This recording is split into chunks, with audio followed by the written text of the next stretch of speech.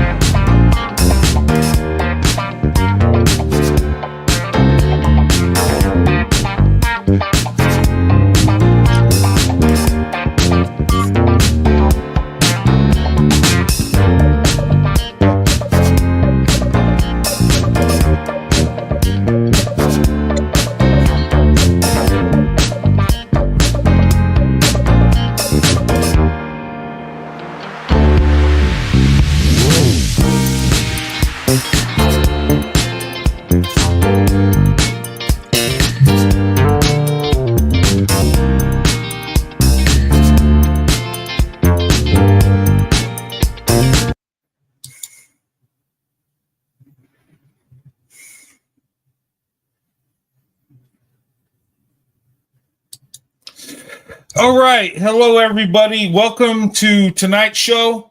This was a pretty much a last minute decision. I just felt like going live tonight. I figure I had a little time. And topic I want to talk about is Black women are the prize. And in any relationship, the woman is the prize. Okay. I honestly believe that. Biblically, it tells us that the woman is a treasure, and she is a prize. Okay, and some people will say, "Well, both the man and woman are the prize." I say no. Both are valuable in a relationship, no doubt. A good man is valuable. Okay, a good woman's valuable, but when you look at the prize, the treasure, that is the woman. She is the one that's beautiful. She is the one that uh, has our back. Okay, and the Bible speaks about like the woman being a helper to her husband, being part of that marriage, and a woman is very valuable. Us as men are better when we're with a woman, a good woman, a good wife. Okay. Uh, a good wife will bring out the best in you. A woman that loves you is worth more than anything on earth, any treasure, any material, well, anything. Okay. A woman is a treasure. And I'm going to talk about that. And also, I'm going to talk about a high value man. Okay. We always hear that. A high value man. You've heard it on social media. These dating gurus telling black women, well, mostly that's what I see. Telling black women, if you want a high value man, you got to do this. You got to be in great shape. You got to look great, and you got to be submissive, and you got to do this. You got to do that. And if you have children, your value's gone down. You've heard all that crap, right? And putting the man as the prize. And some people believe the man is the prize. Okay. I totally disagree. I think the man is valuable. Okay. The woman's value too, and you need both, right? But the woman's the prize. She's the loving one. She's the nurturing one. She's a beautiful one. both inside and out. She is the treasure. Us as men, we're providers and protectors. Okay. Um, and you can agree or disagree. That's up to you. But that's my beliefs. Okay. And I've been raised and taught how valuable women are, how valuable a woman is to the family, to the marriage, to the children, to her husband. I've been raised that we're supposed to love and respect women. And I've been raised and taught biblically that the woman is the treasure. It even says that in the scripture. And it says you find a virtuous woman, you find a good thing. And you have favor with God. So the scripture tells us, and I'm not trying to make this into a religious show, but what I'm saying is that's where I get my value and my beliefs. Okay. And from what I've seen in my life, my experiences, and with my wife, definitely the woman is the prize. And with Black women being on top, they're really the prize, right? So I don't look at myself as a prize. I think it's kind of goofy as a man. Hey, I'm the prize. Look at me. No, no, no, no. You have value if you do good and you do the right thing. Okay, but the woman is the prize. She's the beautiful one. Okay. All right, let me put some of these comments. Good to see you, Diamond Lace. Gina, good to see you, young lady. Juanita, I am a Black woman and I truly and wholeheartedly believe I am the prize. I just wish more Black women valued themselves as such. I agree with that. And I wish Black women would value themselves as such because they really are the prize. Black women do amazing things. Black women are an amazing asset to our country, to our communities, to our towns, our cities, our states. Black women are amazing. They do amazing things and many times do not get credit for it. Okay. I've been blessed to see the true beauty of Black women. Okay. I'm married to a Black woman, have been for over 30 years. So I know the value of Black women. I know their beauty. Not just looking at them, the physical beauty, but the beauty that's within inside. Their heart, their love, their nurturing, their loyalty, a Black woman's spirituality.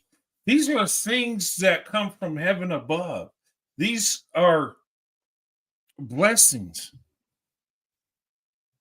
And us as men are better off when we have a wife, when we're with a woman that loves us. We really are.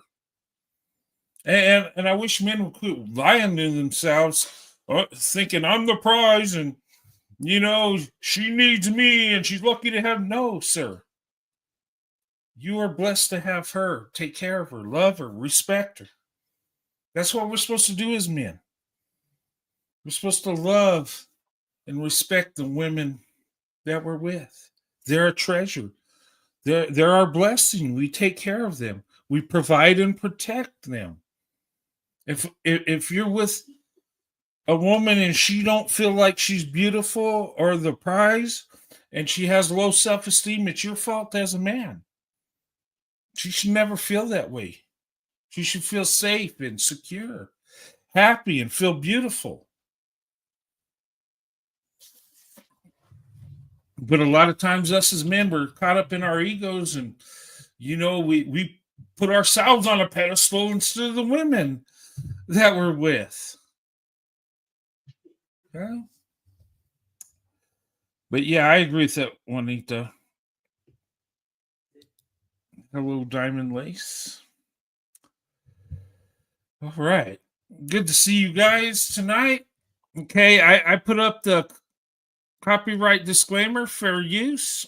We're going to use some TikTok videos, so I don't think we'll have any problem, but I put it up there just in case we are using other people's material for commentary, for learning, okay? And educational purposes. We're not doing it to run nobody down or make fun of them. We're doing it strictly for education. Now we may agree with what they say. We might not. That's okay, but we're going to be respectful, and we're going to learn something here, and that's what it's all about. Okay. So fair use. If you need to see the copyright disclaimer, just go to the front. Okay. All right. I spoke a little bit about the black woman being the prize she is. She's beautiful. She's amazing. You find a black woman that loves you, you are blessed. You are blessed amongst men. You really are. And so many people take black women for granted. And I mean, when you do that, you put a curse on yourself. You really do. Okay. I made this slide real quick, and let's talk about a high value man. Okay. First of all, let's talk about the myth. Okay. What we are told a high value man is, right? You see it on social media. Some of your friends or some people you may talk to and you don't even have to know them, but you hear people talk about the high value man. Okay. And here's a myth. Okay. High earning, 6-figure, great amount of wealth. Okay. We're told that's high value, right? A man that's got money, got wealth, makes 6 figures a year or more. That's like the Kevin Samuels thing. Well, high value man makes 6 figures, and if you want that high value man, he pretty much tells women they gotta be totally perfect for that high value man, which ain't true. Now, a high value man can be high earning. He can make 6 figures or more. He could have a lot of wealth. I'm not saying he can't have that, but that's not what makes a high value man. Okay. That's a high earning man. Makes a lot of money. We know millionaires out there, right? They make a lot of money, famous, got wealth, got fame. Okay. In the entertainment business are just famous, right? Does that make them a high value man? No. There are wealthy men that abuse their wives and children. Okay. Now, if he's wealthy and famous, that don't mean he's not a high value man. But a lot of times we're seeing these guys that are high earning and famous, not high value men. Like P. Diddy, for example. He's made millions. I think he's in the billions. Well, not anymore, but that is not a high value man that exploited young women and men, allegedly. Okay. I'm going to say allegedly. That's not what a high value man does. He don't exploit people for sexual gratification to take advantage. Okay. That's not what a high value man does. But we see millionaires do that. That Jeffrey Epstein dude, remember him? Exploiting young teenage girls. Sexual assault and all kinds of horrible stuff. These guys are powerful, famous, but they're not high value. R. Kelly, he was talented, could sing and dance and all, had money, had it all. He was high earning. He wasn't high value. He exploited young girls for his own sexual gratification and serving in prison because of it. But we look at society And we look at what people say the high value man makes over 100 grand, and they make it sound like he's made it, like, oh, he makes 100 grand a year and he deserves the woman that's just perfect and a side chick and all this other crap. That's not high value.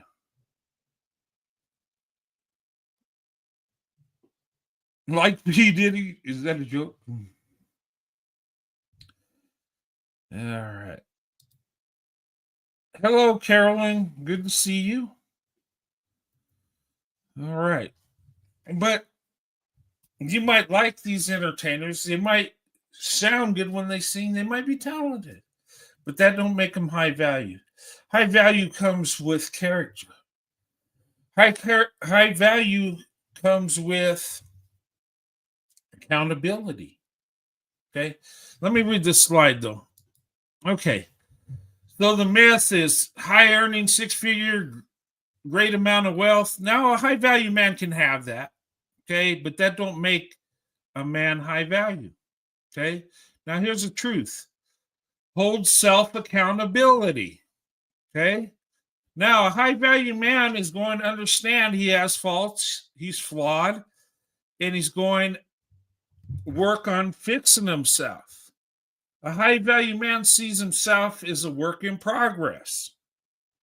Self accountability. That is the hardest. Okay. To tell somebody you have faults and admit that you're not as great as you want to be, but you understand your faults and you work to improve them. Okay. Self accountability puts wife and family first. Okay. We always say the man's a leader, right? Okay, a leader puts his family first. Just because you're the leader in the family, don't make you a dictator. Okay? Your family's needs come before your own. That's what a high value man thinks. That's how a high value man conducts himself. His wife, his children come first. He will sacrifice and lay down his life for his wife and children. Okay. Number 3, a high value man always strives to do better and knows his faults. Okay. It takes character to look at yourself and say, you know what? I'm lacking here. I'm not doing so well. I need to fix it. I need to do better. You can't move up and become better if you don't work on it. If you don't admit you got a problem. You guys seen like on TV, or you might be into meetings where alcoholics get together and say, hey, my name is so-and-so, I'm an alcoholic. And they're admitting, hey, I have a problem. Okay. This is who I am. This is my fault. And they're working on fixing that fault, getting away from alcohol, right? Living a healthier life and not being addicted to that substance. Okay, it could be somebody that's on drugs. They might say, hey, I have a problem, but you got to understand you have a problem and you got to fix it. Too many people are in denial. Oh, I don't have a problem. I can quit anytime. Or I'm a high value man. Yeah, well, that relationship didn't work out, but I make 100 grand, so the world should be at my feet. No, that's a misconception. We look more on wealth than we look at a person's character. Now, a high value man has character, has integrity, has self accountability. And with that, you can get wealth, you can make money, you can do amazing things, but that's not the money, the wealth, that's not what it's all about. It's kind of like a byproduct. You fix yourself, you get more educated, you learn more, you become better, you improve yourself, and then those things come with it along the way. But first, you got to have accountability. That's my opinion on a high value man, is a man that has self accountability. And that's not easy to have. We're human, right? We want to tell everybody we're great and wonderful, and you got it together and we're doing well. We want to say that, right? And men need to look themselves in the mirror and say, you know what? Am I that? I want to be that, but am I there? Do I really treat women the way they should be treated? Or is it about me having fun and building my ego? Because a high value man puts everyone in his family first. High value men have, oh, I'm sorry. They think they're powerful, but they forget about Proverbs 15:3. God is always watching the wicked, soon downfall. Yeah. And you got to have humility. There's a scripture that says, pride cometh before a fall. We've seen people do that. They got their big ego. They think they're all that. And all of a sudden, the rug's ripped out from under them. And now they don't feel so good. They went from the top to the bottom. It can happen to anybody. Okay? A high value man have humility, good, and empathy for the vulnerable. Yes. You got to have empathy, compassion. You got to understand that,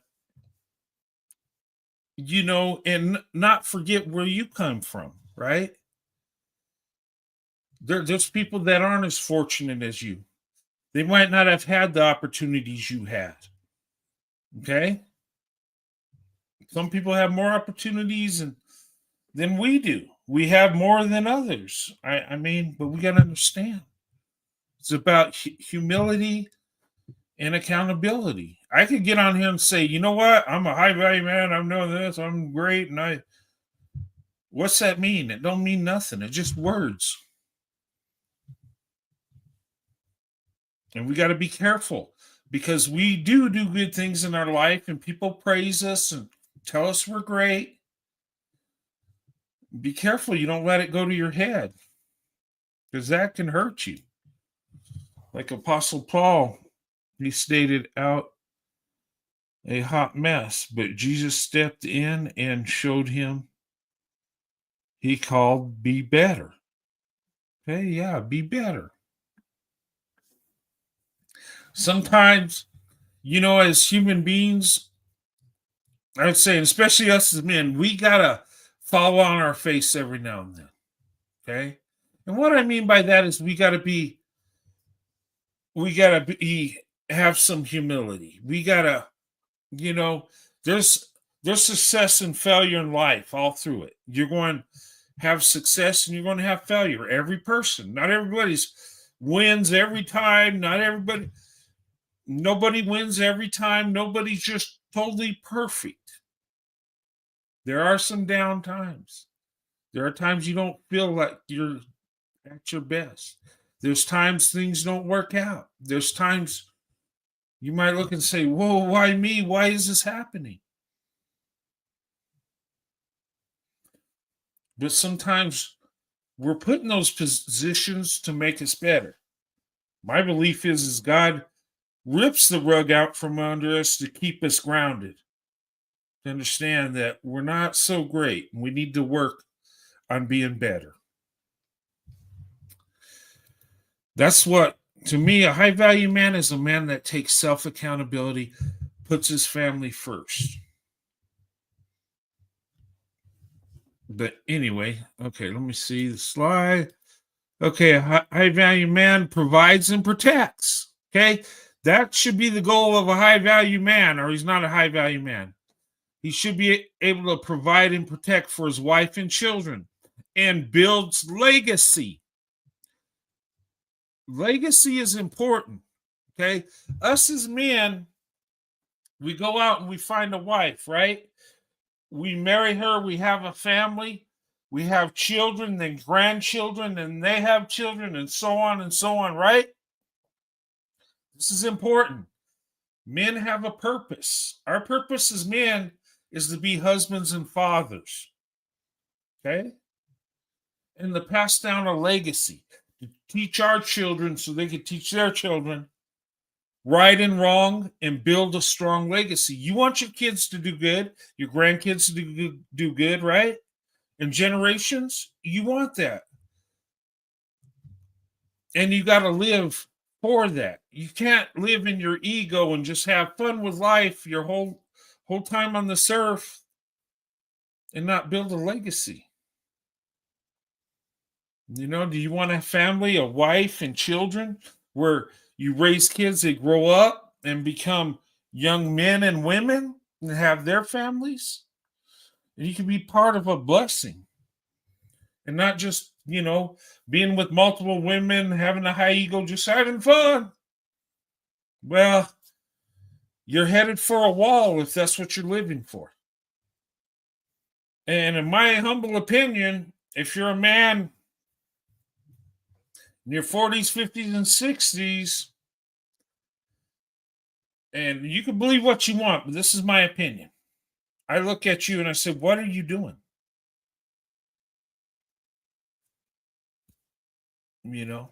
But I've been raised traditional. We move out of the house, we find a wife and build our own family. Some people don't think that. They think they could date forever and have children without wedlock. Okay, that's your choice. I'm not going to go into that and chase down that rabbit hole right now. But what I'm going to say is you need to think about it. What's best for your children? Okay. There was a survey came down that they did a Mellon survey and did a study and came up with black men are the most involved fathers. Okay. Now, with my opinion on that, are you the most involved husbands? Are you the most involved when it comes to your family? Or do you are just fathers? It takes more than spending time. It takes work. It takes income. It takes bringing home a paycheck. And I don't want to go into that, but I do have my opinions and what I believe and what I see. In my opinion, a good father should love his wife. And you want the best for your children. And studies have shown that children do better with a husband and a wife than children born out of wedlock. Statistics have shown the children have more of a foundation. Not saying kids can't be great from single parents. I've seen people come from single parent households do wonderful things. But they have to strive much harder than somebody that has two parents that are both there. And it makes it easy. Well, think about it. Single parents, the income you get comes from that one parent, right? And they might have to be on government assistance. I know if something ever happened to my wife when my children were young, I would have been home with the kids and had to have government assistance. So I don't fault people that have to do that. You got to do what you got to do. But I just think it's better for you, the woman you're with, and your children to have that family, have that nuclear family, husband, wife, and children. Now, in today's world, we don't value that like that. Seems like an old concept. We can just get together, have children, and if you spend time with your kids, you're great.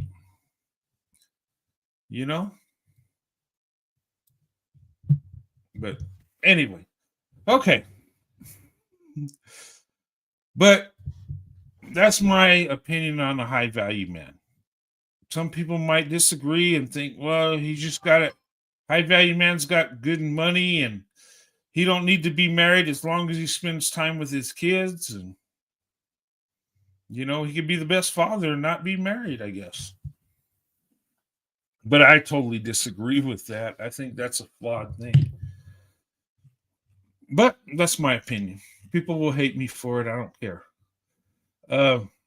People hate my opinion when I talk about stats about interracial relationships. But I got hard numbers from the U.S. Census that tracks marriage, how long they last. You know. But anyway.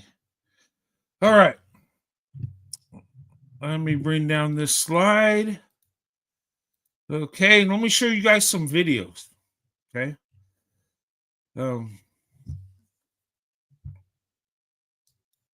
Knowing your worth. Okay. Now, this back to the Black woman is the prize, right? And she's going to give some advice.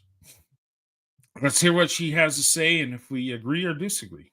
Besties, knowing your worth is supposed to be lonely. When we stop dealing with bums and bum behavior, you're gonna stop accepting the bare minimum from men that literally want only one thing from you. You're also going to stop seeking for men and allowing them to find you. So don't be discouraged. And I know that there's a lot of women that still have a lot of bums on their line, but literally go you for choosing better. Don't lower your standards for anybody. Right. What do you think about that? And I agree with her. Ladies, do not lower your standards. Okay? Because when you lower your standards, men are only going to meet you at your lowest standard. Most men are going to take what you give them. Okay? If you think, oh, well, he's kind of messed up, but I could fix him, and you let him come in, and, well, you don't want to have sexual relations, but he really wants it, but you think you could fix him, you're lowering your standards.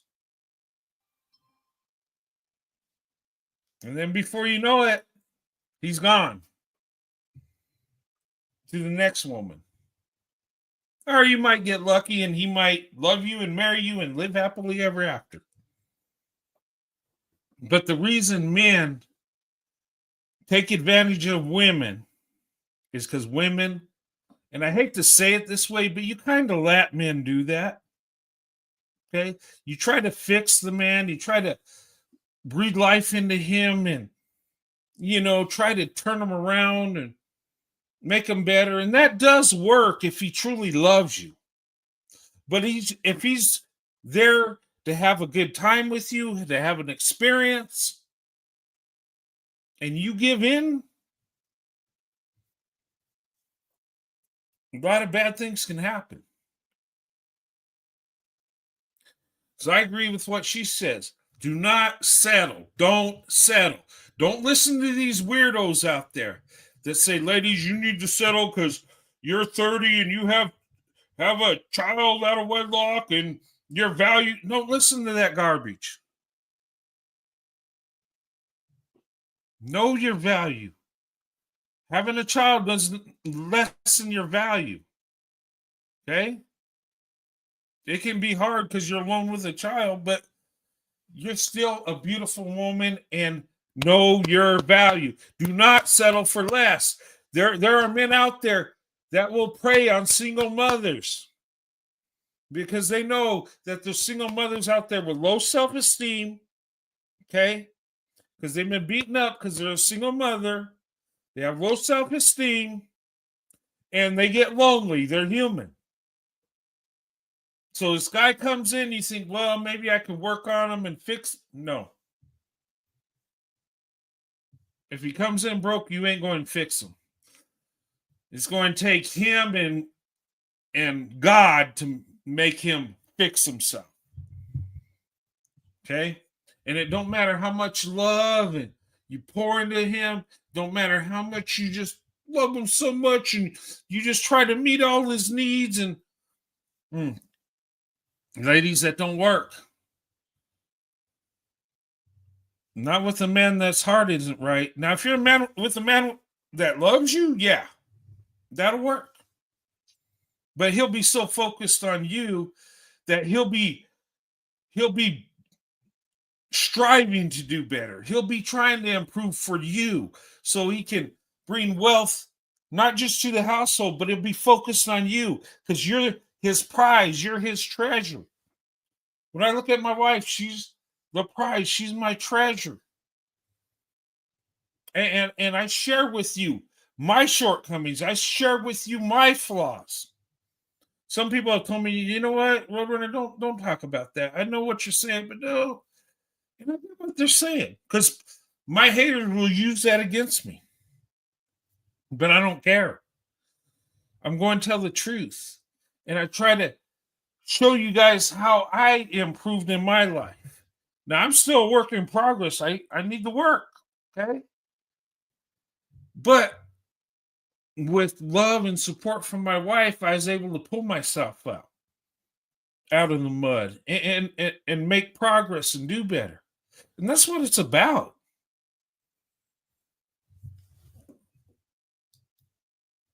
And that's humility. I wasn't excited to tell people, well, graduating high school with a 6th grade reading level. That's embarrassing.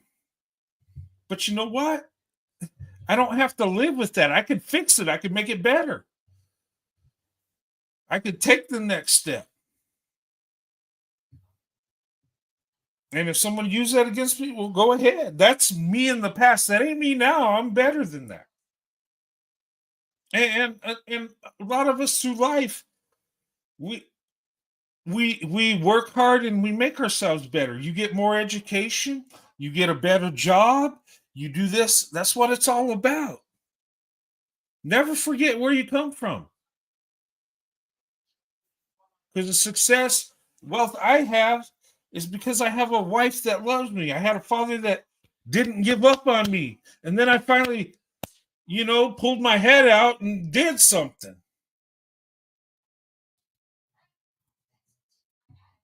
And being humbled and coming forward with that stuff, that can help you. There are people that love you that are going to help you get out of that. That ain't going to sit back and make fun of you. And I found that out when I just came clean and said, I need to fix this. Help. What classes I got to take at this college? They say they have courses to help you get up to speed if your education's a little low. I took that. There's tutors out there. That costs money, and hard work, but it's worth it. But I had to realize how low I was. Spelling bees, yeah, that helps me. And reading, just repetitious reading. I mean, I would get off work and me and my wife would spend hours reading. And we read out loud. And she'd read a little bit, I'd read a little bit. And, that was humbling. My wife's helping me do better. But you know what? I was blessed because even though with where I was at, educational, I was in the Army. I had a job I could provide for my wife and later on my children. So it worked out. But you got to start somewhere. And that's what, in my opinion, high value is character. Does that mean you're perfect? Oh, heck no. That just means you acknowledge your faults and you put your family first. That's my definition of a high value man. That money, that wealth, that don't make you high value. But if you're high value, you work hard, you can get that wealth too. Okay, let's see here. All right, I'm going to show you this video. They're asking these ladies what they think about white people or white guys. It was funny, though. Let me just show you this real quick. White men. Okay, this guy's asking, what do you think about white men? I always love seeing this stuff. What's your favorite thing about white men? Their money. All right, why is that? Because that's all they good for, really, making a lot of money. Wow. The value she sees in white men is their money. That's all they're good for. They ain't good for nothing else. Wow. Okay. But that's her right to believe that. I'm not mad at her if that's how you feel. Do you? What else can a white man do for me? I appreciate. What's your favorite thing about white men? They're nice. They're kind. They're really sweet. Okay, what you mean by that? I don't know. I don't know. I don't really come in. Okay, the second lady, oh, they're kind, they're sweet. It was more positive. The other one, they're just good for their money. Like, wow. The other one's like, they're kind, they're sweet. A little bit more positive reaction. But people are going to think about you. There are going to be people that love you and hate you. It's life. Okay. But it's just interesting hearing this. In a contact with like a lot of white people. So like when I do, I don't really get any bad vibes from them. So I mean, yeah, they cool. They cool, I guess. Okay. That's nice to hear. When she's around white people, she gets good vibes, no problems. There's some black people say, "Oh, white people are racist and they're white supremacy and white privilege and all this," and they go into that. And it sometimes it seems like they're angry, like they're here to punish you for, you know. And I'm going to cover white supremacy and interracial marriage. You guys voted on that. When I did the show, I did it before the poll was over, but interracial marriage with biracial kids was in the lead. So everything I put a vote for on my cover. Okay. But when I do that show, when I talk about white privilege and interracial, there's going to be some areas where it can be triggering. It can be, people can have emotions. So I have to be careful and clear what I say. So that one I'm taking a little time on, but it's coming. Okay. Hey, Beverly, what's going on? How you doing, Godiva Goddess? We love to sit and read. I do too. You know, me and my wife, we got in the habit of that we would just, you know, times we'd be off, we'd just read a book or hang out together. Me and my wife, we like watching documentaries, historical stuff. We're really into that. You know, that's one thing in school I did do good in is history. Oh my God, I made A's in that. Could barely read, but history, that was something I was interested in. I still am.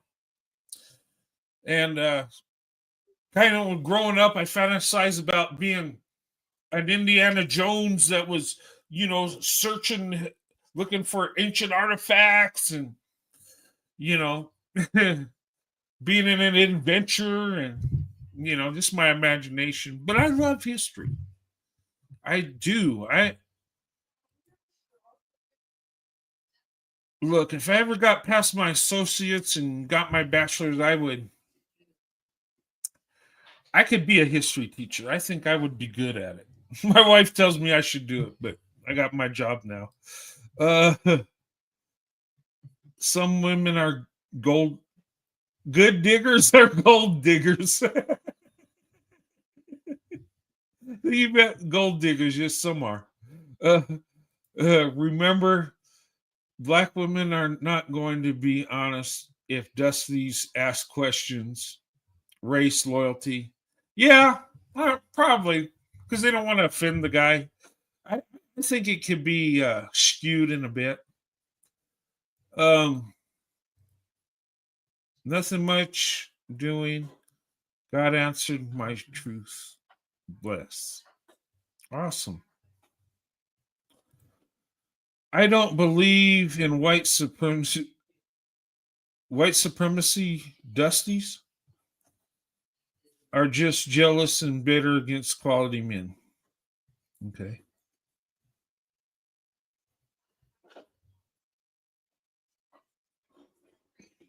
Oh, your phone changed your words. I'm sorry. Yeah, sometimes I know what you're saying. It's all good. I do that too. Sometimes when I do a post, I'll get in a hurry and I'll type it out and I'll misspell a word because I'm in a hurry, or it'll be jumbled. Like you'll read it and be like gobbledygook, and I'm like, what the heck did I write? Because your mind, you know what you're saying in your head, but you type it a little too fast. Sometimes I do that. Lat test. Who took over Australian? Who took over Austria in 1946? Is that Germany? I done like that. Okay, let's continue. What's your favorite thing about white men? I like their dark humor jokes. All right, what you mean by that? Like they be saying some out of pocket that be funny as What's your favorite thing? Out of pocket stuff. What does she mean by that? Dark humility, out of pocket stuff.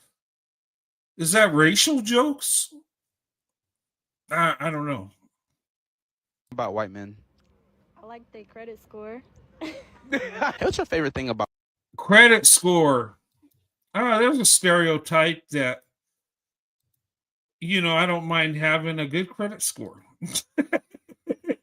we only hate stereotypes if they're negative, right? That's how people are. If they're positive, oh yeah, a good credit score. That's a perception. But there are some white people who don't have a good credit score. Okay? We don't all have good credit score. About white men? When they're liberal, All right, what you mean by that? when they're educated. What's your favorite thing about white men? Their income. All right, why you say that? Because they got money. All right, well, you. Their eyes. All right, what about it? Why you say that? Their blue eyes go crazy, so. Okay.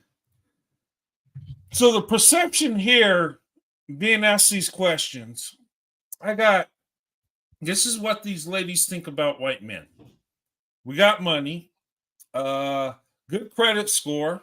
That's good to have somebody think of you like that. The first woman was like, yeah, they got money, but that's all they're good for. But it's just interesting to hear.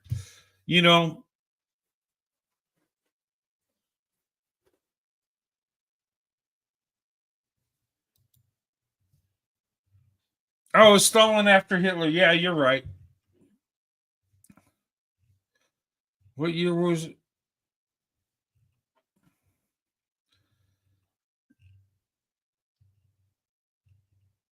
Yeah. Well, after that, after World War II, Russia came in and took the East, and we took the West. And that's why Germany was divided for so long. That's why they had the wall. 1946. Yeah, you're right. The World War II was over by then. Yeah, because they took the eastern part, and all those Eastern European countries, the Soviets took over. But they lost it because they couldn't afford to keep it. Stalin. Yeah, Stalin. They say Stalin, more people were unalived under Stalin than Hitler. Did you know that? Now, Hitler, unalived millions of people, right? But Stalin, they said, was worse. It was just that it was his people, where Hitler was going after the Jews, and yeah, Stalin was an evil guy. He was very evil. We might not look at that in history because Russia was our ally towards the end, because Germany turned on him, which was stupid. You turn on your ally and then make two fronts. Thank God they were stupid, though. Thank God Hitler was dumb. Because, man, Germany was powerful then. But God wouldn't let him win because, no, the Nazi regime was very evil. I've been dating outside since I was 18, 47, and married now to a white man, of course. And I must say, I see more and more black women waking up and expanding their options. And I love it. I love it too. I love seeing black women and white men, or black women and non-black men, open up their options. I like seeing black women open up their options and see other men that love them, that they have things in common. And I tell, men that I'm around, and I've had my whole life, I tell them how amazing black women are. I'm like, look, you got to get to know black women. They're amazing. They're my thing with black women was what I really loved about black women. I always thought they were beautiful and amazing. And, I talked to a black woman and try to get to know her. And I remember my heart would be racing. I just thought black women just so amazing. But what I loved most about black women was just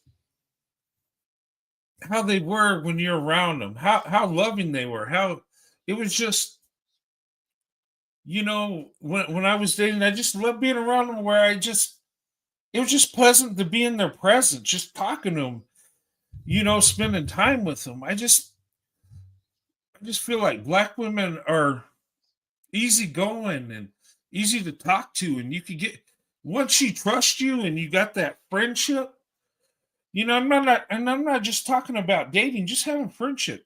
Black women are awesome to be around. They just are. Something about black women. They got a sweet spirit about them. Okay? And black women can be tough, but look at what they go through. Black women are the most exploited women in our country. They are. So they're going to be a little defensive. They're going to be in their feelings at times. They have to be. But once you get to know her and she trusts you and you have a relationship, it's amazing. Okay. That was a fun video. Okay. I like watching those just to see what people say.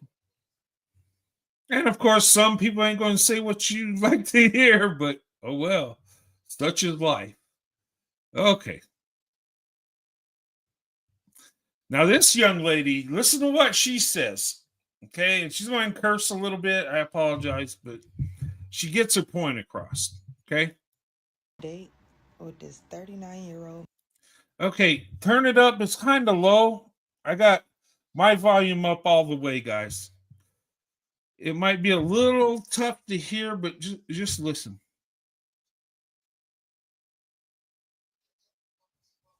What's that?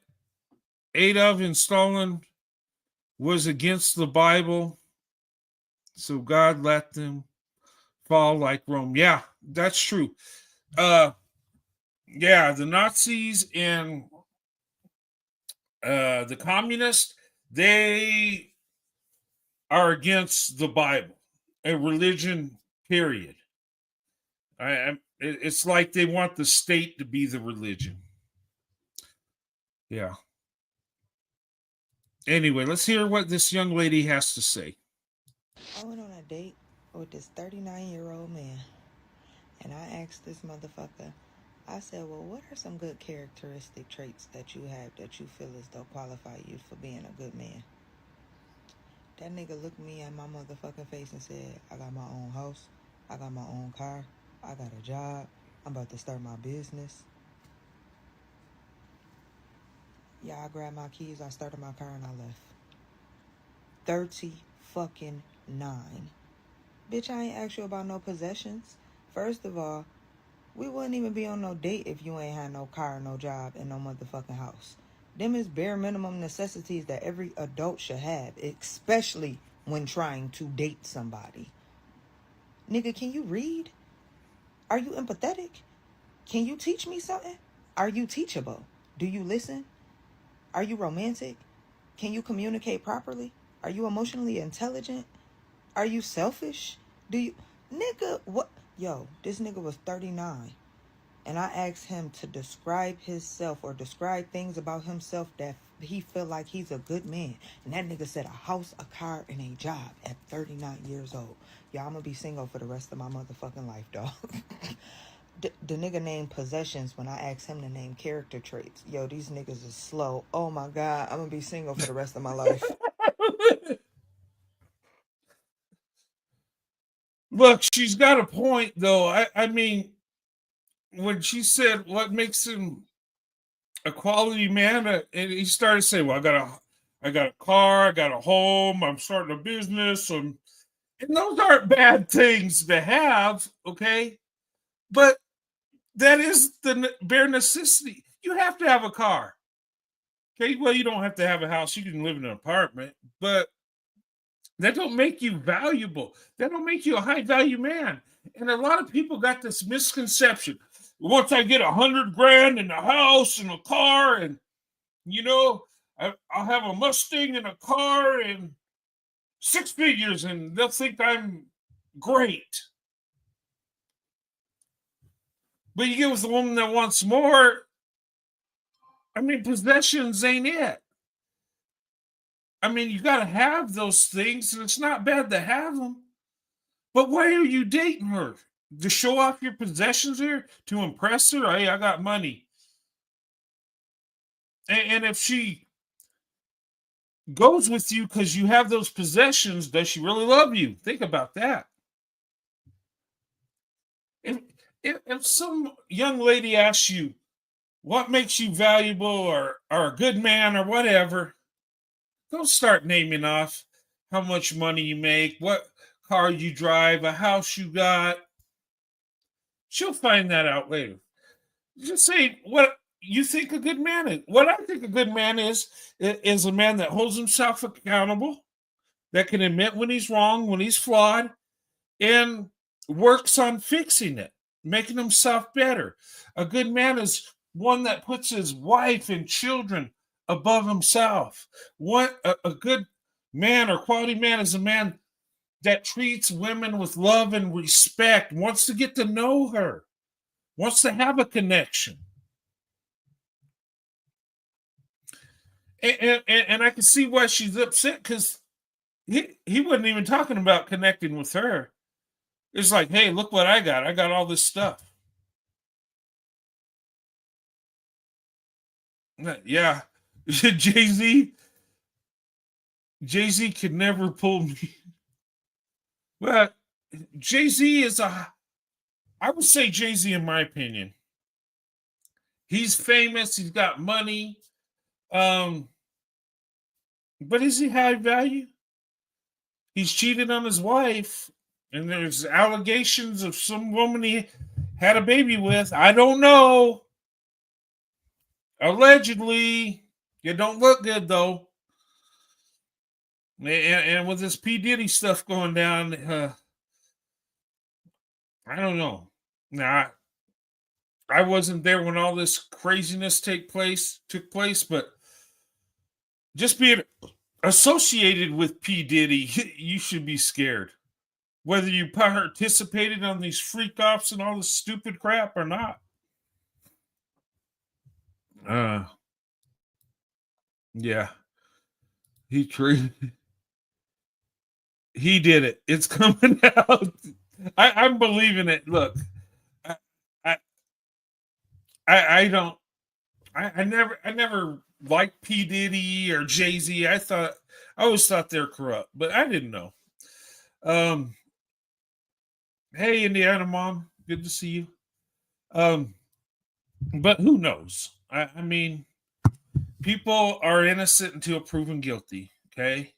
I don't know what all P. Diddy did, but it don't look good when your bell's turned down 3 times and he's offering millions and millions of dollars and the state don't want it. You did something wrong, in my opinion. I'm just saying. Allegedly. Okay. All right, let's pull this down. This was a good video. But apologize for all the cussing, but she got her point across. That guy messed up. He's not getting a second date. He probably thought, oh, I got all this stuff. She'll be so impressed. I'm a high value man. Okay.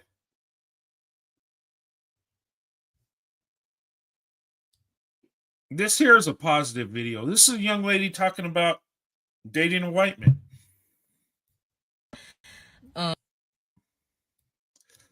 Let me center it here. I went on a date with a white man. Okay. Okay, y'all. So I just went on a date with a white man. So his status, he is 6'3". He is 40, no kids. And He works in professional sporting.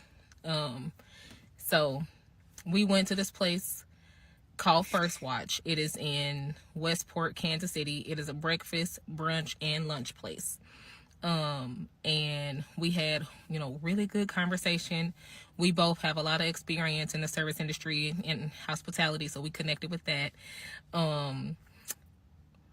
The conversation was just so good, y'all. I was giggling, showing my big white teeth, Lord Jesus. And I just noticed something different from when, like, an African-American man, like, gets your number, and then, like, for a Caucasian man or a man of a different race gets your number.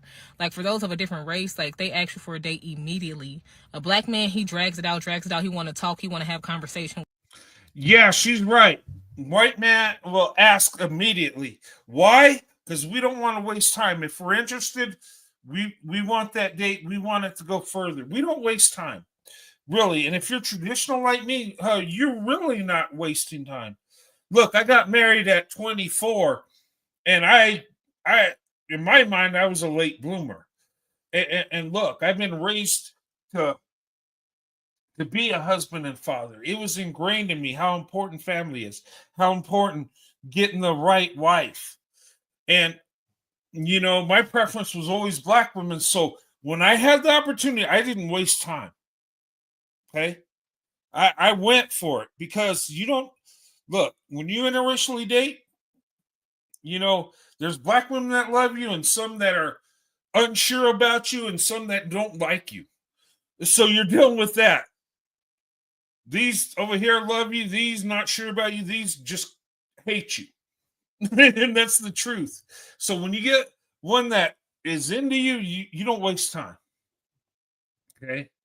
And there's plenty that will date you. I'm just saying that's the mindset. That's why when she noticed they're not wasting time. And I think black men drag it out because I think a lot of times you're in their community, they feel they got you anyway. If not you, another black woman. So it's more, I don't know. I think it's more like, hey, we got black women anyway. They're the most loyal, so we could date and marry out, but whatever, we could always come back. I think, and not all have that mindset, but I think a lot do. And that's why they don't push the envelope as fast as a white man or a non-black man will. Okay. But what I like seeing is she's positive. She seems happy. To her, that was a good experience. It must have been a good date, Anyway, let's continue. Which, previous conversation before asking on a date is important, but they want to drag it out as long as they possibly can before they feel like they're going to spend a dime on you. Yeah, that's why black men gets left on red. Okay. I gave this man my number. Today is Saturday. I don't know what the date is, but today is Saturday. I gave this man my number, no joke, 2 days ago. And he planned this date. Yeah. So, during brunch, we talking, we both got a little like breakfast cocktail. Y'all know I don't drink, but I'm sipping it. It was sweet. The drink was called a cinnamon toast crunch breakfast cereal. It had coconut rum in it. So, I'm, sipping little cute, little this and that. But of course I didn't finish my cocktail. I didn't finish my food. I got full really quick. Fast forward, the date was amazing. He's walking me to my car. He asked me out on a second date while we're still on our first date. And he just hugs me just so tight. And he's just so tall, very well put together, Lord Jesus. He asked me, do I look like my pictures? And I'm just like, no, you look better than your pictures. You look good. He was white. He was bald. He had a full beard that was lined up. How he carried himself made him fine, honey. He had on cowboy boots, all that, so, I'm like, just like, I'm a little smitten. And, he leaned in for a kiss, a couple times throughout the date. And, I curved him. Cute, not anything embarrassing, but, I have first date etiquette. It's just certain things you don't do or say or expose or anything on the first date. Keep it light, keep it airy, keep it, real fluffy. And so he's going out of town later this week, he said, I'm going to make sure I see you before I go out of town. And I said, okay, yes, sir. All right. That was good. That was positive. She looked very happy.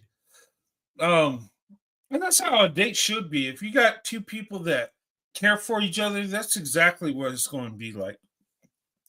I tell you what, when I was dating, if I was into her and she's into me, oh my God, that's the greatest thing. I remember dating my wife, Sandy, and oh my God, I just felt like, oh, I was happy. And like she is, I was just like, and being a guy, you hide it because you don't want to seem like you're weird or nothing. But inside, I was like, oh, yes, this is awesome. Oh my God. And that's going on in my head while I'm trying to play it cool. Yeah, I had a good time. Yeah. We'll do it again. Yeah. But I love the positive energy. Now, and you know what? That's what makes black women attractive when they're like positive like that, like all into it. It's like it's a beautiful thing to see. I mean, but yeah, she's all into it. And there was somebody that did a reaction on her and say, well, you're hating on a black man. No, she's just telling her experience. And you can have a preference. Look, but overall it was positive. She was all into this guy, and he planned the date and they had a good time, and that's what it's all about. Okay. Good video though. Very positive. And I tell you, when you're dating, when you have that positive energy, it makes you more attractive. I'm serious. It does. It's something that you just see beauty with, because people are attractive, but there's some people that are attractive that are just mean people. And it's a turnoff. You're like, okay, they look good, but no, I don't want to be with them. They're just bad attitude. They're just out there. But someone that's just average, everyday person, but just positive, that makes them really attractive. And that young lady was attractive. And I'm not saying she wasn't, but that positive energy really made her more attractive. I'm telling you, how you carry yourself means a lot. How you dress, and how you carry yourself, your energy, your positivity. And I would tell guys, with black women, have some humility. Okay? You don't go telling her all the faults you have in your life. I'm not saying that. But just be down to earth with her and let her talk. Make it about her. And don't go carrying yourself like you're something you're not. Okay? You might have a nice house and car, but they don't make you a high value man. They just makes you a high earning man. And you don't want a woman that's just looking for high earning. Okay? There's nothing wrong with women looking for high earning men. It's not wrong. But you got to love the guy too. Okay? Or you'll be in misery. But yeah, that was nice. Okay. I got 3 more to show you guys. She needs to get him to take to a Bryan Adams concert. Okay. Yeah. Well, she liked the cowboy boots. That's, I think black women like stuff like that, like a cowboy guy or something that's just out of the norm, that the guy just being himself. You know what I mean? I think black women that I've talked to tell me this.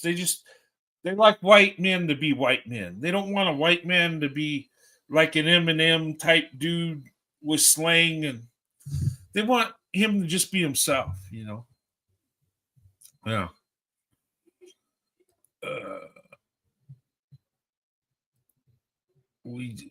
Okay, let me show you another one real quick. For saying this, but I'm just gonna go ahead and. Okay, she says, men are the prize. Ladies and gentlemen, This young lady believes men are the prize. And she has the right to think that. Okay, let's hear what she has to say. A lot of women are going to hate me for saying this, but I'm just going to go ahead and say it. When it comes to relationships, men are the prize. Yeah, I said it. Men are the prize. Men are the providers. Men are the protectors. Men are the stability. Men are the reason we're able to carry life into this world in the first place. Men keep us grounded and are able to build us up, us very emotional and sometimes illogical thinkers, into the woman God has called us to be. Unfortunately, so many of our men have been incarcerated and so many of our men come from toxic households. Therefore, it's up to you to do your honest part to make sure that the man that you're interested in is actually a good man and doesn't just look good. A good man is a prize to the world because where would we honestly be without our men? A good man is a prize to a single woman struggling with 4 kids on her own. A good man is a prize to a woman who didn't grow up with a father to know what love really is. Call me a pick me, at least I'm getting picked. Okay. What do you think about that? She says men are the prize. Now, she was saying because men are providers, protectors, and they do this. And yeah, men are supposed to be protectors and providers. But I would disagree with her. The woman is the prize. She's a beautiful one. She's a treasure. And, you know, the man is valuable. Sure. If you got a man that loves you, he's a good man and doing what he's supposed to, that's great. That's wonderful. He has value. That makes him a high value man if he's doing that, right? But young lady, you are the prize. You are the beautiful one. Please don't go telling men they're the prize. Please don't do that.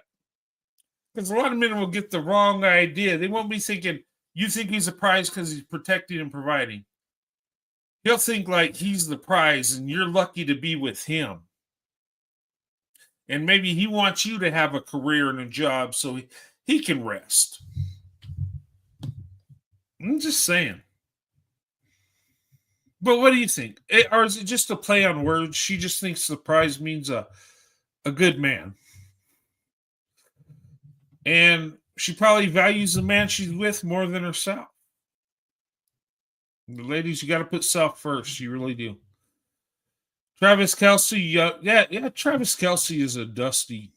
That guy's a dusty dumpling there. No thanks. Love belongs to white men. Yeah. Yeah, that Travis Kelce thing kind of blew my mind. I know Kayla Nicole was really into that guy. And he didn't do jack for her. Oh, she's got her own thing going. I knew she had some money, Maybe I'll give her a few bucks to get something to eat, but that was so stupid. That's like a 50-50. And if you're a professional football player, one of the best tight ends in the league, and you can't do more than that for your girlfriend, that was very, very disgusting. To me, that Travis Kelce thing. And I mean, he plays good football. I don't dislike him, but how he treated Kayla Nicole, I thought was bad. And she was a beautiful woman that you could tell she loved the guy. But, he's a rolling dusty, so. And you can't tell me Taylor Swift looks better than Kayla Nicole. There ain't no way. She had a much bigger bag, if that's what he's after, which I think that's what it was. You don't understand what the prize is all about. I think so. I think she's kind of caught in between because you're saying prize. Oh, he's a treasure to me because he's a good man. Well, he's good. It's a blessing to have a good man, but you are the prize. You don't understand. You're the beautiful one. You're the one that's resting your femininity, not him. Okay. But anyway, she seems like a sweet woman and got a good heart. I wish her the best. And I hope the guy she's with treats her like the prize. Okay. 2 more to go. All right. She's the prize. And of course, we hear that all the time. You know, women, we the prize and all this stuff. You damn right. We are the prize. Okay, let me start it from the beginning. Okay. This one might be hard to hear too. Some of these TikToks, the volume's lower than others. His brother is weird. All right, let's see what this young lady has to say. Women are the prize. I agree. I saw a video where a woman said that she shouldn't have to work for a man's affection. She's the prize. And of course, we hear that all the time. You know, women, we the prize and all this stuff. You damn right. We are the prize. But your man is also the prize for you. I don't like things that come easy. Like, I don't. It's no fun to me. I like knowing that I worked for his love because I made his ass work. So when women say, oh, I don't need to work for no man, da-da-da-da. Yeah, you do. Yeah, you do. Because if it's worth it, you work for it. Me personally, I don't like the idea of knowing that this man will just give me his heart when he don't even know me. I don't like that shit. I tell you in a heartbeat, I don't deserve it. Because you don't know who I am. You don't know what I'm capable of. You need to get to know me. You need to understand who I am as a person. Don't just give me your fucking heart. That shit is precious. I want to work for that shit. I do. Because the reward is just so much better. Like, love is easy, but loyalty and trust is not. Work for that shit. Love is easy. What do you mean by love? I would say love isn't easy. Lust is easy. Love isn't. True love is something you got to have on both sides. And I think she's getting caught with the other young lady. Yeah, damn right, we're the prize, but he's a prize too, and we're both prizes. And I don't think they get the concept. Okay. But I think she's looking at it, okay, their value, and you got to work for his love, he works for yours. And yeah, she's right in that. I mean, you got to have love both sides. It's a give and take, but young lady, you're the prize, not him. Don't fall into that and let him be the prize, because then you'll start saying, oh well, we're both prizes, and then yeah, you're both working. Yeah, then before you know it, you might be passing them up educational wise, income wise, and then before you know it, he'll be more of a prize than you. So don't share the prize. Ladies, you're the prize. Period. Debate's over. Yeah. So anyway. But I can tell she's got a good heart, though. I mean, but I think a lot of times women will look at it like, okay, well, I'm the prize, but he's a prize, and we do it together, and then getting that 50-50 concept. I don't know. That's just my opinion. But anyway, that's why they are in poverty, abandoned with children. 50-50 is a trap. I agree with that. And another thing, this 50-50, that also leads to the most involved fathers that don't have to be married and be your husband. As long as they hang out with the kids and try real hard, I say if you're the most involved father, you're going to be the most involved husband. Okay? You got to have income. You got to bring wealth into the household. You got to bring a paycheck. Okay?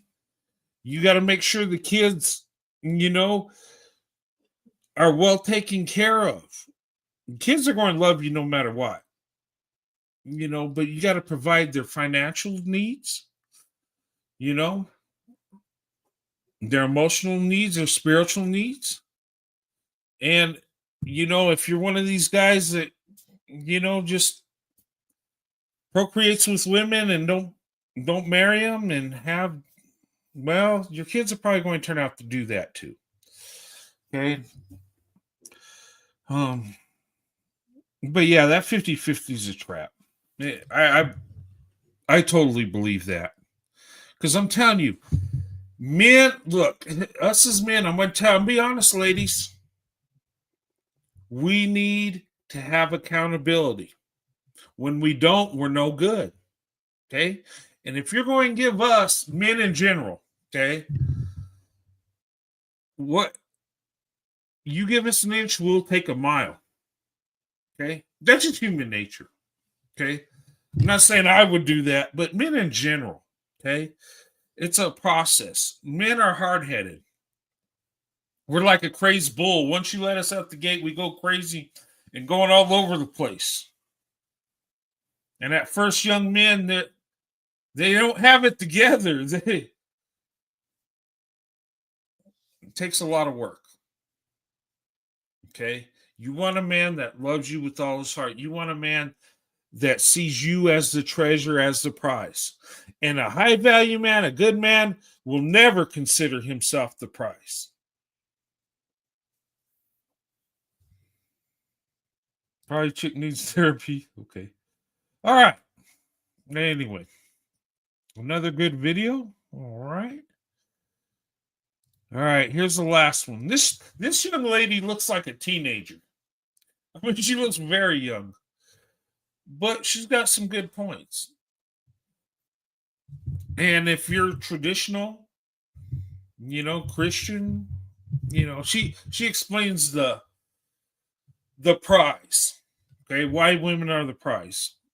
And let's let her talk here. I really wanted to post this video. Okay. Yeah, it looks really young, but speaks with maturity and, just seems like she knows what she's talking about. Okay.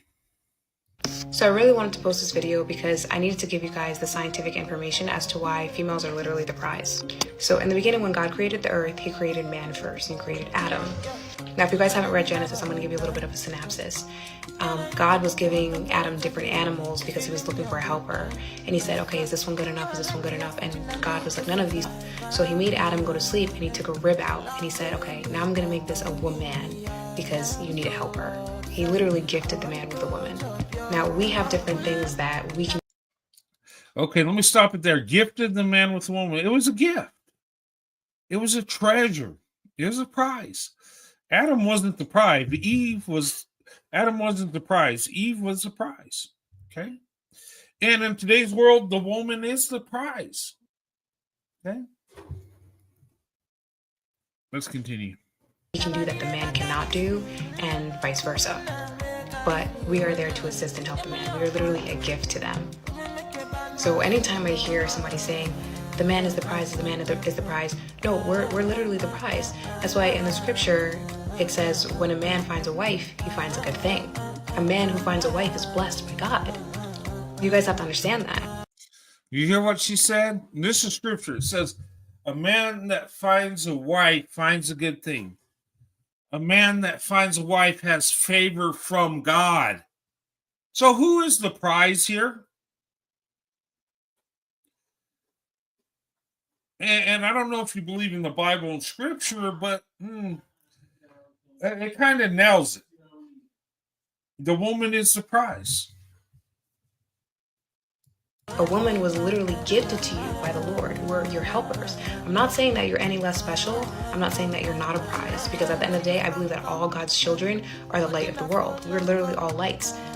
Okay, and then she says, the woman is the prize, but it don't make you less important. You're both important. A good man, a good woman. Look, both are valuable. Okay? One goes good with the other. When you have true love, you have a blessing. You have something powerful. You have something that just, it works. When the love is true, I'm telling you. And you're both valuable to each other, okay? But when I say the woman's the prize, the woman is. She's a treasure. She's a beautiful one, okay?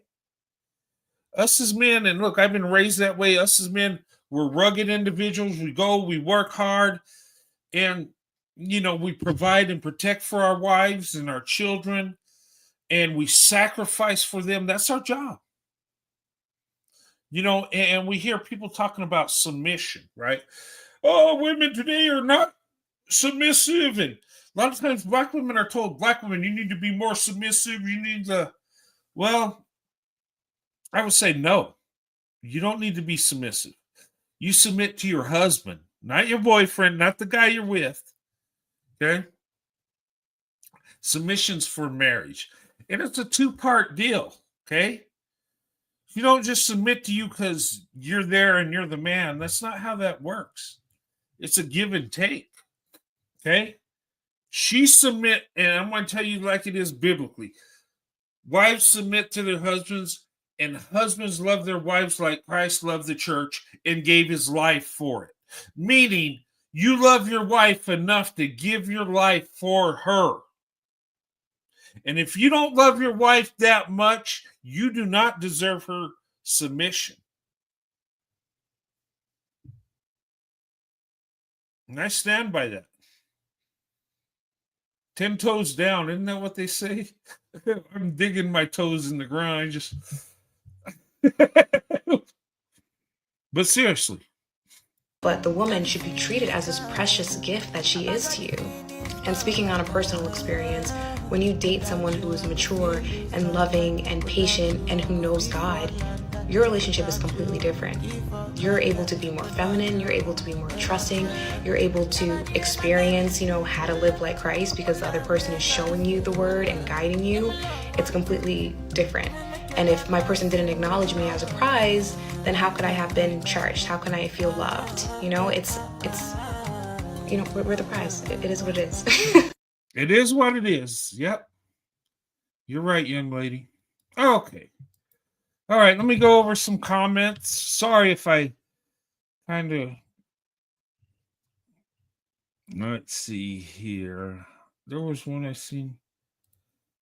Woman is not the animal give to man. No, but some of them act as if women are not human. Yeah, a woman is a blessing.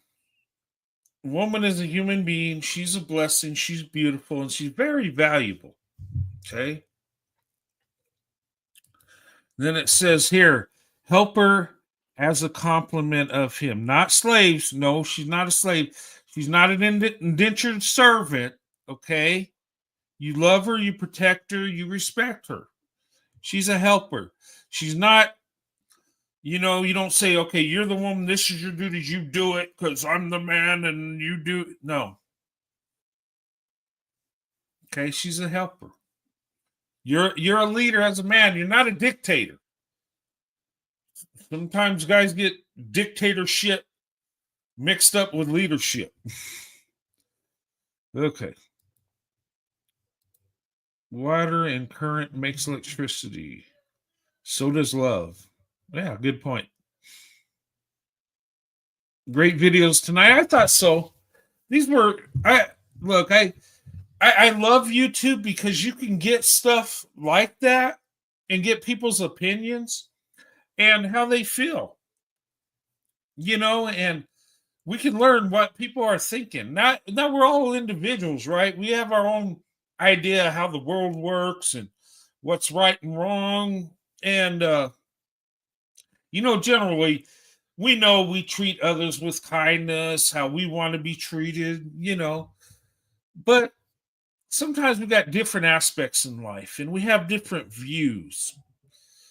And I think sometimes we have conflict with each other because we have different ideas, different ideology. But I believe it comes from a good place where we think we're right. Okay. And you might be wrong in your beliefs. I might be wrong, but we don't believe them because we don't know if we're right or wrong. We believe we're right. That's why we have our values and beliefs.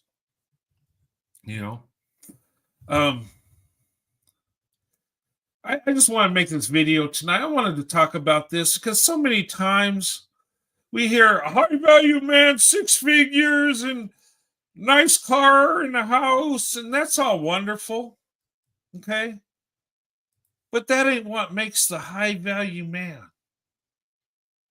And I wanted to talk about that.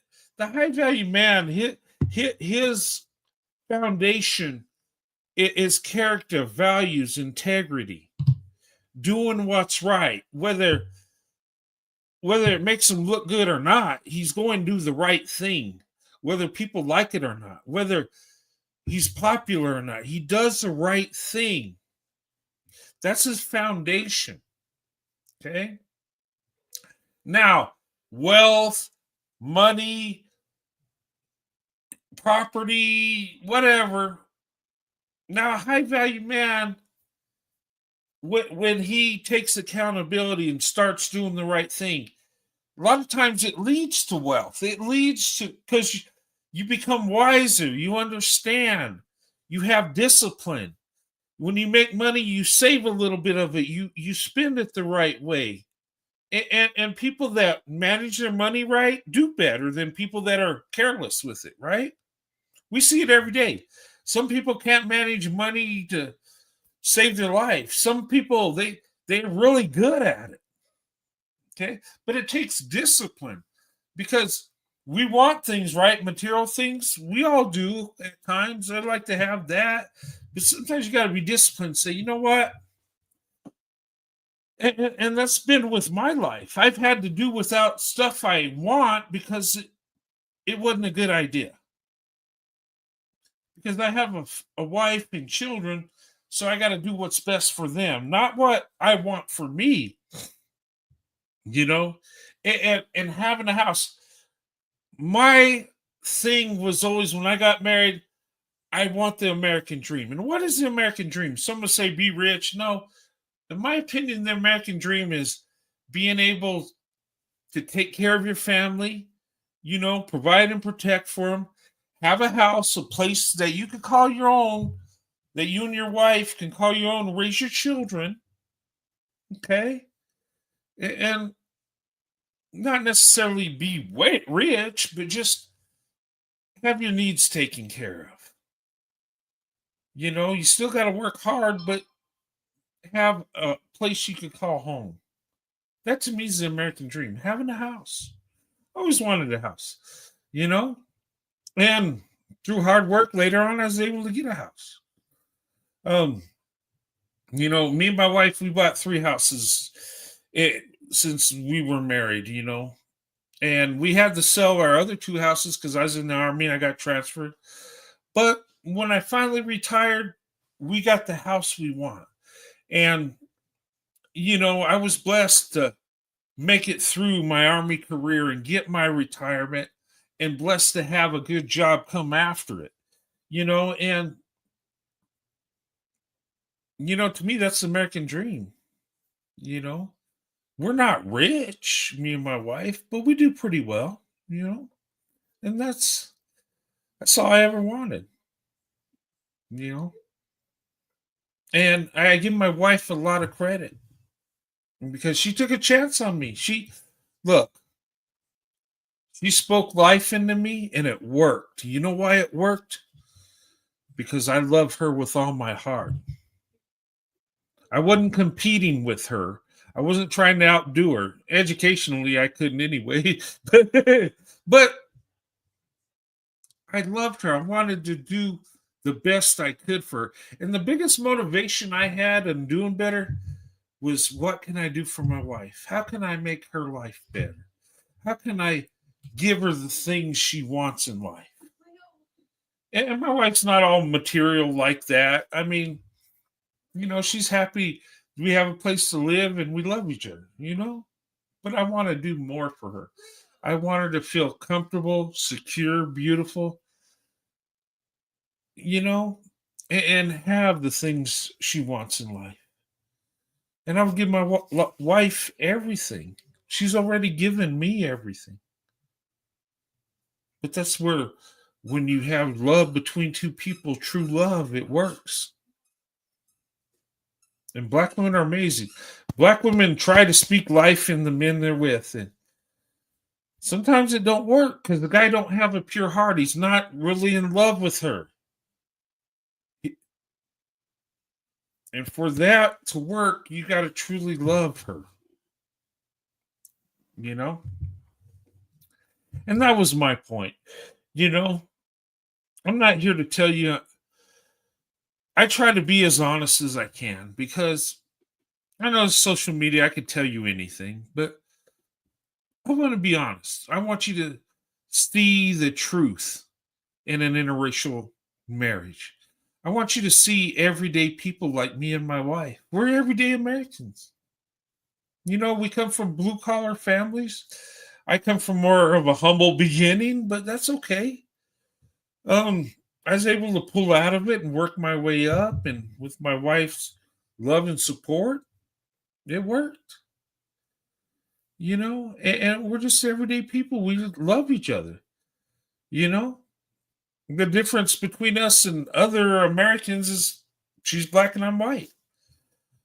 Um, you know, most people stay within their race. Me and my wife didn't. I seen the beauty in black women. I could see the black woman was the best option. And I knew it. And you know what? I didn't care that she didn't have the same skin tone. Skin tone don't mean jack to me. It's a black woman's character that means something. It's what's in her heart. It's her love. It's her nurturing. It's her loyalty. Her spirituality. That's what I was attracted to. That's the treasure I saw. And don't tell me black women ain't the prize, because if you don't think they are, you're wrong. I'm telling you. But anyway, there's a link. I'll leave it up for a few minutes, but I'm going to close this soon. My son's coming in tonight, and I'm happy. I'm going to spend Christmas with us. And, it's going to be some good family time. And I look forward to Christmas. And I hope you guys have a good Christmas this year. And I'm thankful to have this platform where we could come together and talk about our interracial marriages and things we've been through. And I'm going to tell you, in my honest opinion, not everybody likes interracial relationships, right? In my honest opinion, I think the most hated union when it comes to interracial dating and marriage, the most hated is the black woman and the white man. In today's world, people hate it. I'm telling you.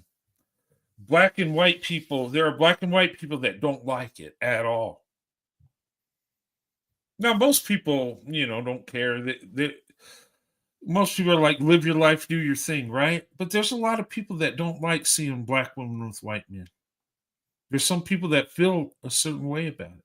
There's people that hate it and will try to destroy your relationship because of it.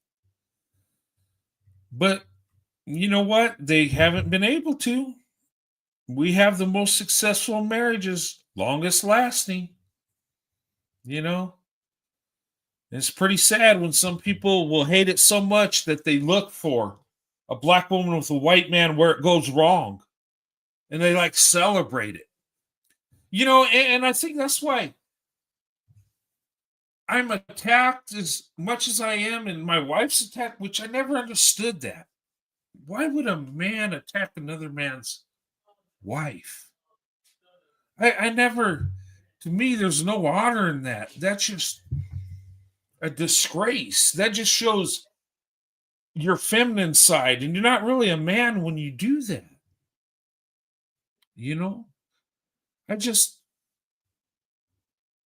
I never got that. But when you're jealous and, you're trying to put on a false image and, you don't have accountability within and you just think black women are for you. I mean, that's where that comes in. Jealousy, anger, hate. Like what? Now, I know I hold people accountable, right? Because I believe that. The way you help a man is hold him accountable.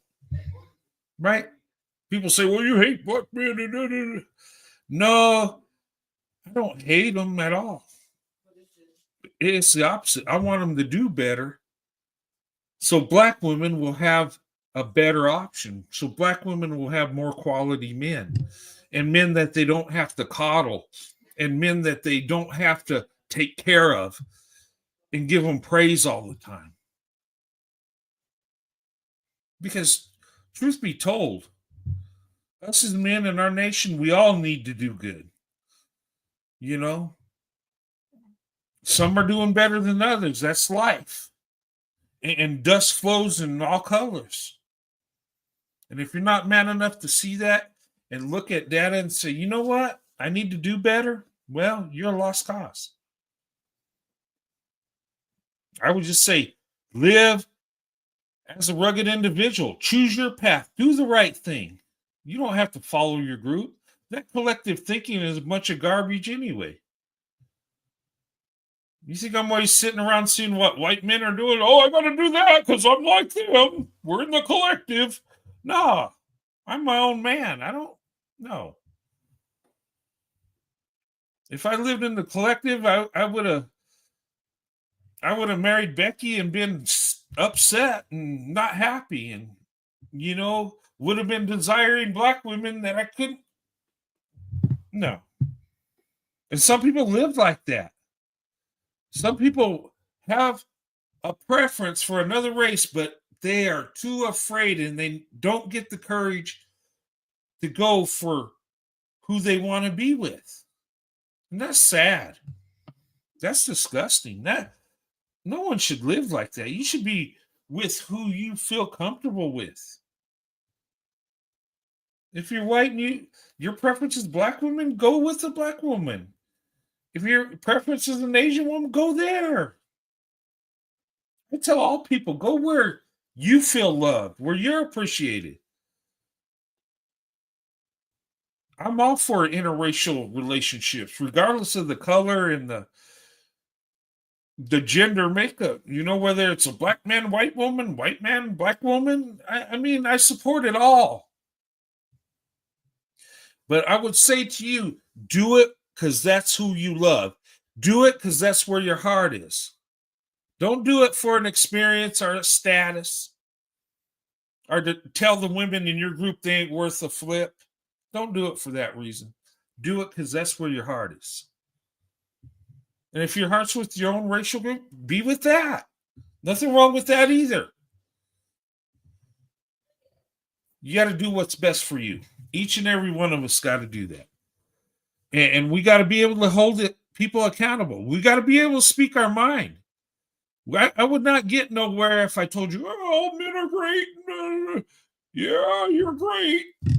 I love black women, but I'm not. No, I'm going to tell you the truth, what I really think. I'm telling you, marriage rates in our country, they're not looking so good in any group. The black community's in last place.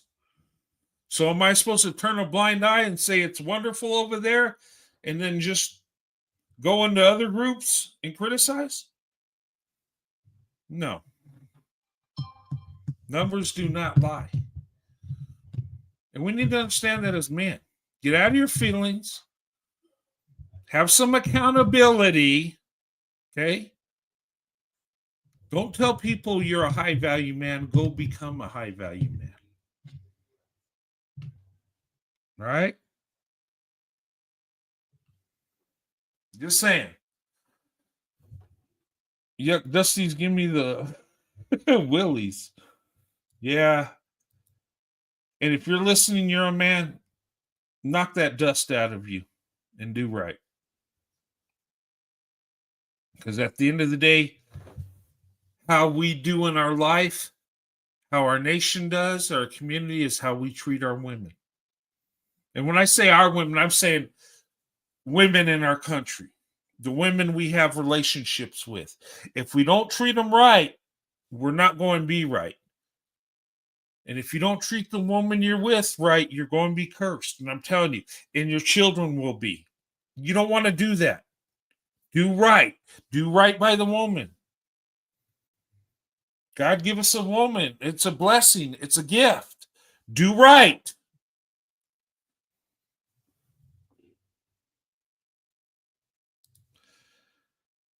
Very good show. Thanks, thanks, Beverly. You're so sweet.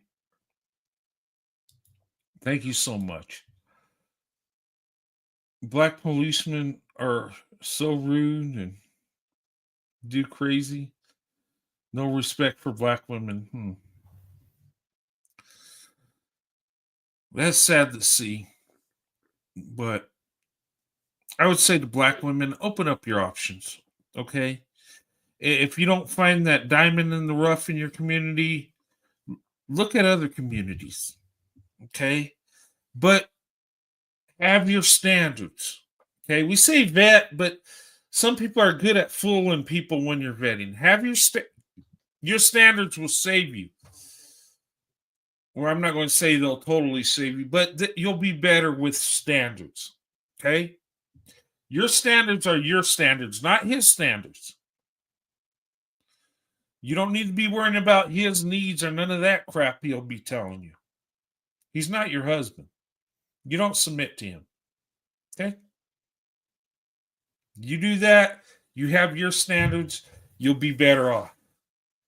Okay? You might not get as much attention, but do you really want attention from dusty dudes that want you for one thing and then they're gone? You're better than that. You deserve better than that. Okay? Put yourself first. And I'm going to, you have a wonderful day. Thank you. I appreciate that. You guys are awesome. But ladies, put yourself first. Thing is, with black women, I love black women. Black women are amazing. And, you know, they're beautiful. And it's not just how they look, but what's inside and how black women carry themselves, the love they have. I've known black women my whole life. And, you know, the black women I've dated, most of the time it was a good situation. We just weren't meant to be with each other. And sometimes good people find each other and they're not meant for each other. And that's okay. But along the line, I've met a lot of black women, have a lot of black women that are friends that I care about, that, you know, we're just good friends and we have that good relationship. Now, I will say this, I don't hang around women without my wife, just out of respect for my wife. Okay? I think I'm strong enough, I wouldn't yield to any temptation, but for the respect, the love and respect for my wife, if I'm with a woman, my wife is there. You understand? Does it make sense? I was raised that way.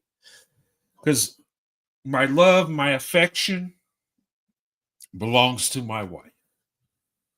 My desires belong to my wife. You know? Even just the love and affection we have. Now, I care for women, but not like my wife. My wife is the one woman above all women on this earth. She is my one and only. She's my better half. You know? But, you know, black women are amazing. And I love black women. I love, you know, how black women, the ones I know, are easygoing, caring, loving people. You know? And I hate to see black women have to settle for a man that don't deserve them. Don't settle, ladies. You're 7% of this nation.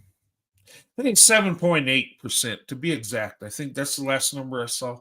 Almost 8% are black women. And think about this, black women. You outnumber black men by over 2 million. Okay? So if you're only race loyal, that's all you got to choose from. But if you open up your options, there's millions of men.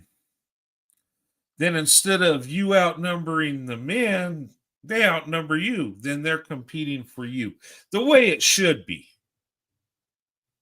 Think about it. And people say, well, I've had black women say, how do I meet a white man? What do I do? Where do I? You got friends at work, right? And I tell black women this, and sometimes they cringe because they say, find that Becky at work and be her friend. No, I don't want to hang out with Becky like that.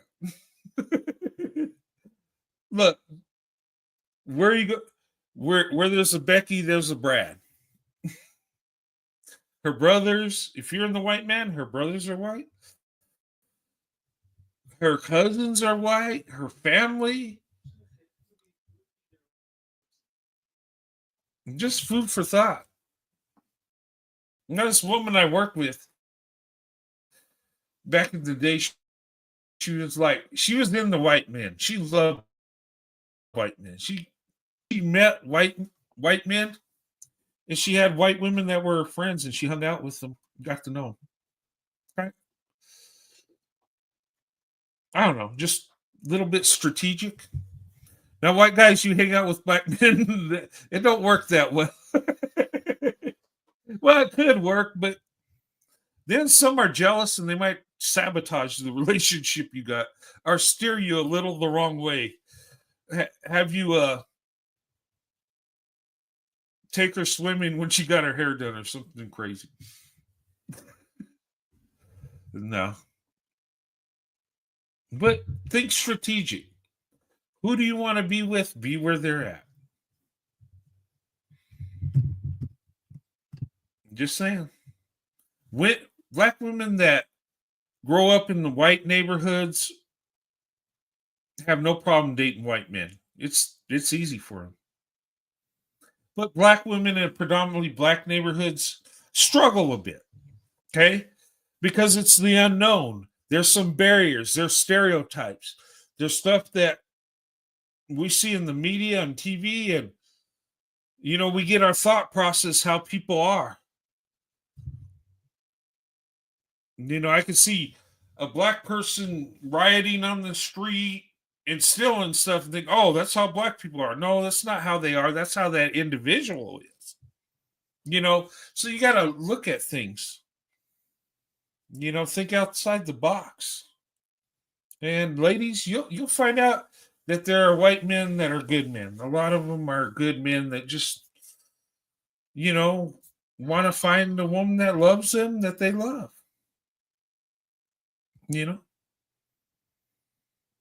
But anyway, you got to vet and have your standards. Okay. But anyway, guys, I'm going to go ahead and close this. I got to go pick up my son. But I love you guys. I just thought I'd do this live out of the blue. I just felt like I wanted to talk about this. And, I know it's a Monday night. I usually don't come on Monday nights.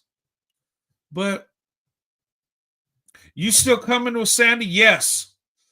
Yes, Beverly. Saturday night, I'm doing Ladies Appreciation Night. Okay? Me and my wife Sandy are going to be here. Okay? And we're going to spend time with you, and we're going to celebrate our 3 years we had on YouTube. I'm getting close to 1 million views. Okay? And hopefully I can celebrate it that night. But I still got... Oh, let me look at my thing. To reach 1 million views,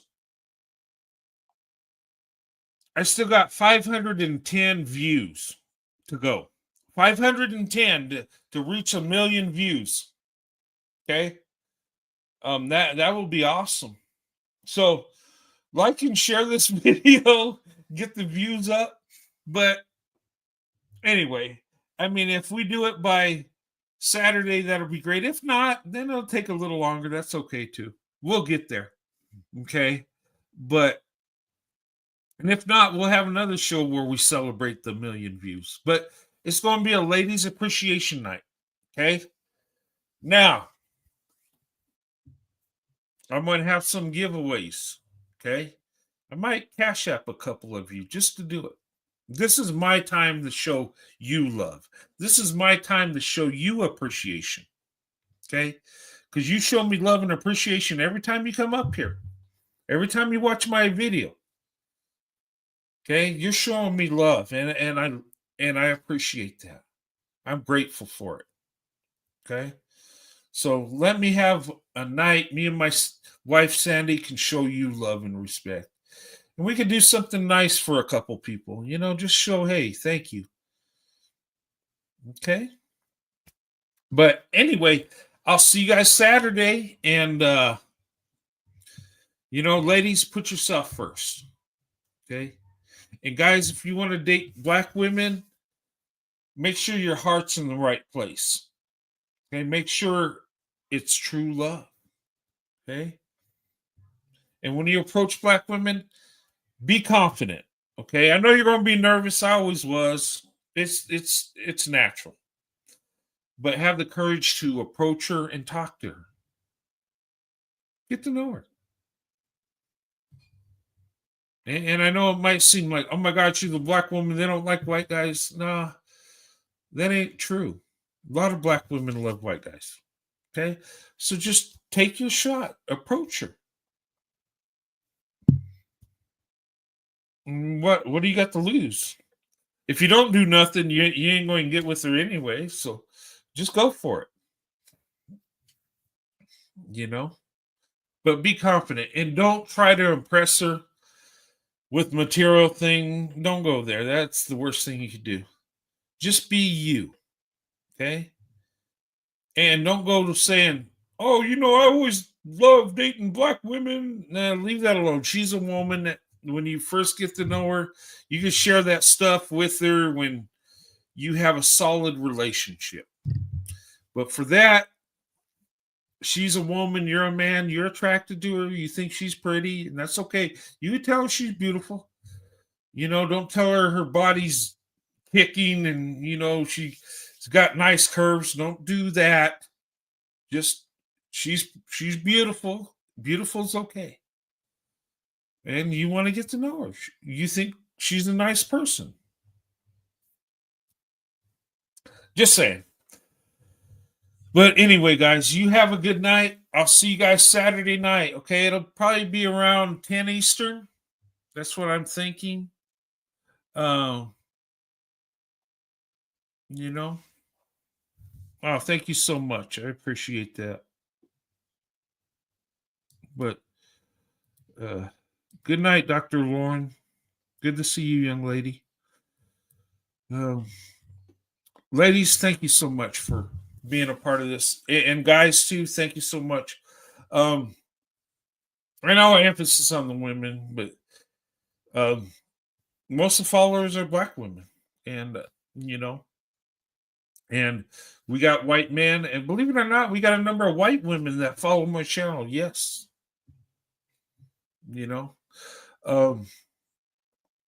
It's not the majority, but there's some that get what I'm saying. They get that I love black women, and they can tell I see the beauty in black women, and they respect me for that.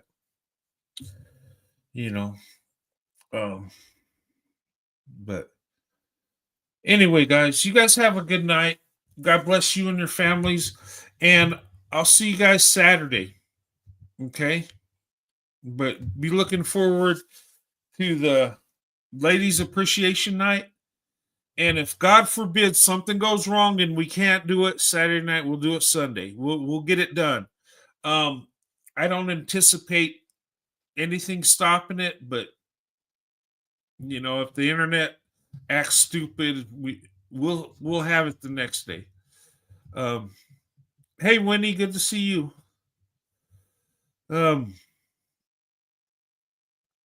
But anyway, you guys have a good night.